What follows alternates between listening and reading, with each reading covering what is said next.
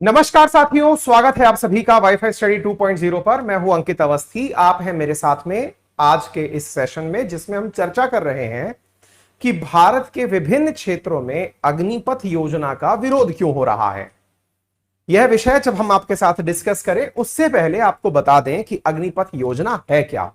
आपको ध्यान होगा कि हाल ही में सरकार के द्वारा 1.5 साल में 10 लाख नौकरियों की घोषणा के साथ सेना में मतलब आर्मी, नेवी और थल सेना, इन तीनों के अंदर आर्मी, नेवी और एयरफोर्स के अंदर 17.5 साल से 21 साल के बीच के युवाओं को भर्ती करने के लिए एक योजना लॉन्च की गई, जिसमें सरकार के द्वारा कहा गया कि इसी वर्ष 46,000 पदों पर सैनिकों की भर्ती की जाएगी। चूंकि ये सैनिक अग्निपथ योजना से आएंगे, इसलिए इन्हें अग्निवीर कहा जाएगा।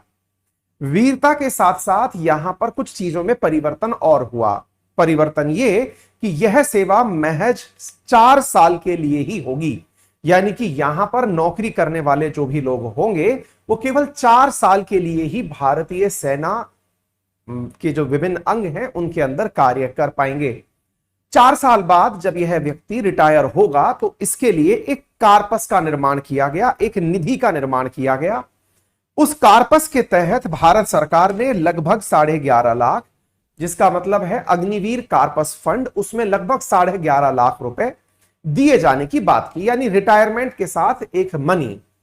रिटायरमेंट के लिए जो धन देने की बात सरकार ने कही, उसके तहत सरकार का कहना था कि हम आपकी सैलरी में से जो हिस्सा काटेंगे वो लगभग 30% के आसपास का हिस्सा होगा।